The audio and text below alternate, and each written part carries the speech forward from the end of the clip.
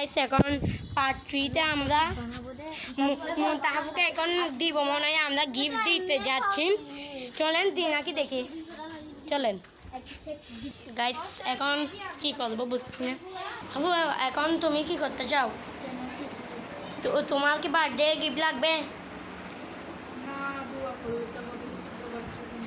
Guys এখন মুনতাহাবু বলতেছে যে আমার থেকে বার্থডে গিফট দিলে দিবা, না হলে দোয়া করবা, তোমরা ছোট বাচ্চা সেজন্য।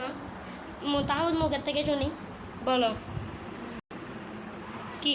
মুনতাহাবু গাইস কিছু বলতেছে না এখন।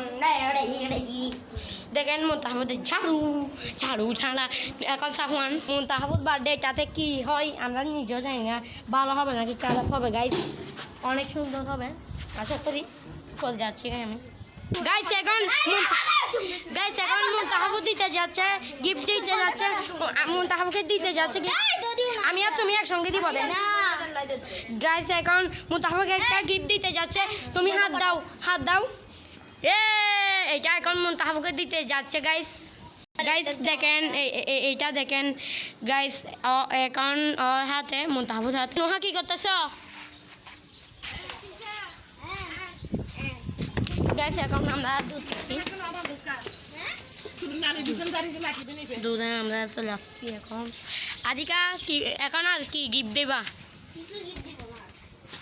আর কি কি স্মৃতি এটা কি বলো আমাকে বলো। কেন বলো? বলতে পারতেছি না রে। কেন? কিরকম বলবো স্মৃতিটা? স্মৃতি জিনিসটা কি কিরকম বলো? জানি না। জানো না? না জানলে দিবা কেমনে? গাইস আজকে এইটুকু ব্লগ অনেক করে ফেলছি, টাটা। আবার অন্য একটা পার্টে আপনাদেরকে স্বাগতম জানাবো, টাটা।